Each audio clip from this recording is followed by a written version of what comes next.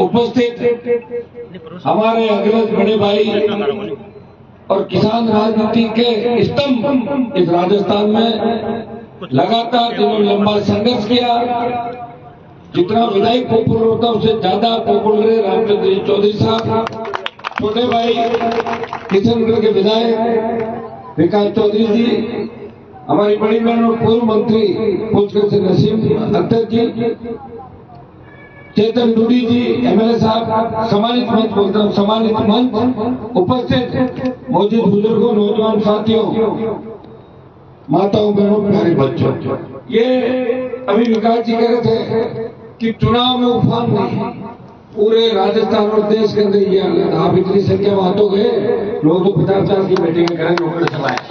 मैं धन्यवाद दूंगा रोपड़गढ़ के जवान किसानों का कि एक दिन की सूचना पे अपने अपने साथियों से 2.5 घंटे का इंतजार कर रहे हैं। मैं आपको विश्वास दिलाता हूँ, जहाँ भी आपको मेरी आवश्यकता पड़ेगी आगे खड़ा मिलूंगा, पीठ दिखा के नहीं भागूंगा, ये मैं विश्वास आपको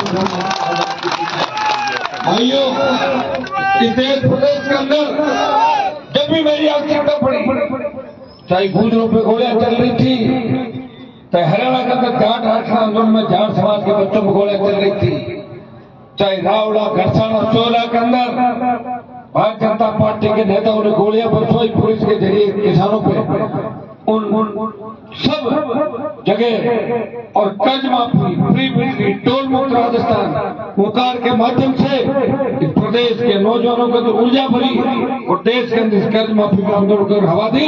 हनुमान बेनीवाल की हुकार ने तमाम राजस्थान के नौजवानों किसानों को नई ऊर्जा भरी और उसी का परिणाम है कि अब हमारे छोटे भाई जो आ रहे हैं उनको इतनी समस्याओं का सामना नहीं करना पड़ेगा। हमारे विकास भाई बैठे हैं हर जगह, आप देखिए हर जगह परिवारवाद कितना, नागौर में 70 साल से एक परिवार बैठा है, किस तरह वोट लेते थे, ट्रेन आएगी तो चोर आएंगे, बिजली आएगी तो करंट आएगा, लड़कियां फटेगी तो भाग जाएगी, बस ऐसे ताली बजाते थे और वोट लेते थे। ऐसे तमाम राजस्थान में जो ठग थे, उन ठगों को घर बिठाने का काम भी साथ साथ किया और तैयार किया इस कौम को, किसान को। ये जो उपराष्ट्रपति आपके जो एक बार यह ठगी करके आपके बीच से भी चले गए थे, दुर्भाग्य से देखिए वह हमारे लोगों के अंदर यह अंतर करना कि हम भी 2 तरीके के जो हम लड़ रहे हैं, हमने उसको वोट दिया, उपराष्ट्रपति बनाया, हम सही नहीं, सिर्फ वही लोग सही है जो अरबपति खरबपति या रिश्ते को उसके रिश्तेदार लगते हैं, उनकी पैरोकारी को व्यक्ति करता है। भाइयों इन बातों से हमें सोचना होगा, समझ लेना होगा। हम तैयार कर रहे हैं, लोग भाग जाते हैं, तैयार करके यहाँ तक लाते हैं, भाग जाते हैं, हमें योद्धाओं को भेज रहे हैं। आपका टिकट तो खरीदा गया था अजमेर का, टिकट बीजेपी का मिल ही गया था, और जिस आदमी को टिकट मिला मेरे साथ है, जब घंटी बज के बोलने लगते हैं तो 3-4 मिनट में उनकी आवाज चली जाती है, और जब आवाज वापस आती है इतने लोकसभा जीत के था, बैठ जाओ नेक्स्ट, हमारे थोड़ी तकलीफ है, 6 मिनट आवाज आने में लागेगा बकरिया जी मैं भाई आप मैं तो समाज हो गई, मेरे दोस्त थे हमारे को हनुमान जी ने बकरी की तरह कह दिया, लेकिन शेर देखो टाइगर तो अजमेर के रामचंद्र जी, इसमें कोई दो राय नहीं। जब चाहे मेरे को जैसे आदमी पसंद है, मैं तो खुद ही इनके जैसे तो रामचंद्र जी को भेजो लोकसभा में, मैं विश्वास चाहता हूँ कि मोदी के ऊपर बैठ जाएंगे कूद के। आपने मेरा संघर्ष देखा, मैं रूपनगर से अजमेर लोकसभा के तमाम किसान के बेटों से अपील करता हूँ कि अगर तुम मुझे पसंद करते हो, मेरे संघर्ष को पसंद करते हो, तो अजमेर से रामचंद्र चौधरी के साथ साथ हनुमान बेनीवाल भी चुनाव लड़े, आपको वोट रामचंद्र को देना। रूपनगढ़ के साथ पूरा जो इलाका हमारा, दूदू, किशनगढ़, मसूदा, केकड़ी, नसीराबाद, अजमेर की दोनों सीटें पूछकर भाइयों, बार बार मौके नहीं आते और मौका चूकने के बाद 5 साल रोना पड़ता है। मोदी और अमित शाह जो अपने आप को किस घमंड अभिमान से राम मंदिर के नाम से वोट मांग रहे थे, पहले चुनाव के वोट पड़े, सारी हेकड़ी निकल गई, राम जी का नाम भूल गए और कहने लगे 10-10 का झुंड बनाओ, ऐसे नारे लगाते हो राम जी का नाम है, राम जी के नाम से वोट नहीं मिलेंगे, भूल गए राम जी को। ये वो लोग हैं जो राम के भी सगे नहीं है। ये वो लोग हैं। जब लंकी के अंदर गाय दम तोड़ रही थी और मैंने लोकसभा में बोला तो हंसने लगे, बोले कहा लंपी है तो नहीं। उसके बाद लाखों गौ माता ने दम तोड़ दिया था। अगर लंपी का टीका 2019 में जब बंगाल उड़ीसा में लंपी की बीमारी आई उस समय इजाद करते, इस तरह गौ माता को दम नहीं तोड़ना पड़ता। भाइयों मेरा संघर्ष आप देखिए, मैं चाहता तो मोदी की सत्ता के अंदर ऐसा नाम कर सकता था। मैं चाहता तो 2003 में वसुंधरा से बंद कमरे में बात करके मैं टिकट भी ले सकता था, जिस तरह नेता लोग अपने आला कमान से लेते हैं। लड़ाई लड़ी, संघर्ष किया, पार्टी बढ़ाई, और जब कौन को आवश्यकता पड़ी तो सत्ता के ठोकर मार के पूरे देश में संदेश दिया। मैं उस राजस्थान की धरती से आता हूँ, मैं उस तेजाजी महाराज की धरती से आता हूँ जब बलिदान सिखाया जाता है। और हनुमान बेनीवाल ने अपने राजनीतिक जीवन का बलिदान दिया और मोदी से टक्कर ली। दूसरा जब सेना को ठेके पे दिया तो देश का कोई सांसद अगर सड़क पर आया, जिसने छोटे भाइयों की पैरोकारी करी, सड़क से लेकर सदन तक all party meeting Lok Sabha Jodhpur में 2 लाख करोड़ों की रैली करके चेतावनी दी, आ रहे मोदी जी दिल्ली की तरफ। परिणाम ये हुआ कि 25% अग्निवीर की जगह आधी जीत आपकी हुई कि आधों को ले आएंगे और आधे वापस भेज दो। मैं विश्वास दिलाता हूँ जीता के भेज दो। पहली कैबिनेट की मीटिंग के अंदर अग्निवीर योजना खत्म कर देंगे, ये मैं विश्वास दिलाता हूँ। जब देश की पहलवान बेटियां न्याय के लिए टकटकी लगा के देख रही थी कि हमारा कौन भाई हमें हमारी राज्य की राज रखने के आएगा, तब देश में से एकमात्र चुनाव सांसद नागौर का सांसद उन पहलवान बेटे को न्याय दिलाने जंतर मंतर गया।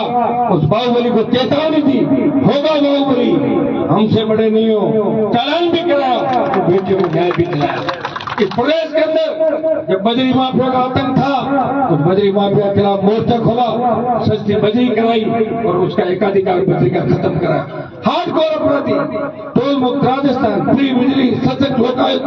अगर लड़ाई किसी ने लड़ी तो आपके यहाँ पे लड़ाई आपके भाई ने लड़ी, तो लड़ाई का ही परिणाम है कि हर नौजवान हनुमान बेनीवाल को अपने भाई के रूप में देखता है। हो सकता है विधानसभा चुनाव के अंदर हमारी एक सीट आई होगी, संसाधन नहीं थे, व्यवस्थाएं नहीं थी, लेकिन जितना प्यार मुझे राजस्थान ने दिया है, चंबल के पीड़ों से लेकर बाड़मेर, डूंगरपुर से लेकर गंगानगर तक, अभी आवाज हरियाणा लखनऊ तक चली गई। तेजाजी महाराज का जयकारा जब मैं लोकसभा के अंदर लगाया था तो मोदी ने मुझे धीरे से कहा कि तेजाजी की हिस्ट्री क्या है, कि हर कोई लगा था, कोई जय श्री राम, कोई लगा था वंदे मातरम, भारत माता को ऊपर भी लगा था। मैंने कह दिया जय वीर तेजाजी। उनका पूछ तेजाजी कौन थे, उस मोदी को खरनाल में ना खरड़वाइए। तो भाइयों मैं पुणे रामचंद्र जी के लिए वोट की अपील करना है। कम से कम एक योद्धा तो भेजो मेरे साथ, अकेला कर भी क्या लूंगा। अगर मैं जीत जाऊंगा, रामचंद्र जी जीतेंगे, 5, 7, 10, 15 के लोग राजस्थान से जीतेंगे तो निश्चित रूप से कर्ज माफ भी होगा, खेत खेत सिंचाई के पानी की योजना बनेगी। ये जो आज बीजेपी बार बार कसीदे पड़ रही है, इसको 12 रामचंद्र जी इस मामले को लोकसभा के मैंने 1 दर्जन बार उठाया। रामचंद्र जी मुझसे वाकिफ है, इन्होंने जब विधायक बना था एक काम मुझे धीरे से बताया था, कारण एक झटके के अंदर उठाया था, याद है आपको? वो यहाँ चर्चा नहीं करेंगे, वोट लग जाएंगे। मैं चाहता हूँ इस आदमी को मौका मिले, ये बड़े लोगों से टक्कर लेने वाला व्यक्ति है। देखिए आज के जमाने में मजबूत लोगों की आवश्यकता है, कमजोर हर गली मोहल्ले में मिल जाएगा, मजबूत और ईमानदार लोगों को। डेयरी के माध्यम से इस व्यक्ति ने राजस्थान के किसानों को जगाया। ये डेयरी के अंदर अगर दूध थे, अजमेर से भीलवाड़ा, चित्तौड़, तमाम राजस्थान के अंदर डेयरी उद्योग, डेयरी पालन, पशुपालन, इससे हमारे लोगों की आर्थिक स्थिति ठीक हुई। भाइयों आह्वान करता हूँ मजबूती के साथ अपने बड़े भाई की मदद करना। मैं अपील करना आपके बीच आया हूँ। एक ही बात पूरे अजमेर के अंदर नौजवानों, मेरे चुनाव हो चुके हैं, राष्ट्रीय लोकतांत्रिक पार्टी की पूरी अजमेर की टीम, पूरी जयपुरी रणदीप और पूरी टीम बैठे हुए पास, तुम्हारी ड्यूटी लगी है, छोड़ोगे नहीं अजमेर जब तक 5 बजे तक वोट नहीं पड़ जाए। दूधू इलाके के अंदर फैल जाओ, तमाम इलाके के अंदर फैल जाओ। और मैं कांग्रेस के उन नेताओं से भी अपील करना चाहता हूँ, इस तरह गुटों में उठ के पार्टी को खत्म मत करो। मौका है, मौके पे चौका मारो। दूसरी जगह के वोट मांग रहे हो तो अजमेर में भी वोट मांगो। मैं पायलट साहब से भी आज बात करूंगा कि आप आओ अजमेर के अंदर एक मीटिंग करो, क्योंकि पायलट साहब याद रखो, आपको मुख्यमंत्री बनाने की पैरवी किसी ने करी थी तो नागौर के शासन में पहली बार पैरवी करी थी। याद करो जब सरकार गिर रही थी उस समय भी कौन साथ खड़ा था, कौन किधर था। ये रामचंद्र जी को आज आवश्यकता है। मैं गुजर समाज से आह्वान करता हूँ कि हम आपके काम हमेशा है, आपको हमारा ऋण चुनाव का उतारना है। वापिस मिलकर राजस्थान को फतेह करेंगे, मिलकर देश के अंदर आगे बढ़ेंगे। बहुत बहुत आपको धन्यवाद।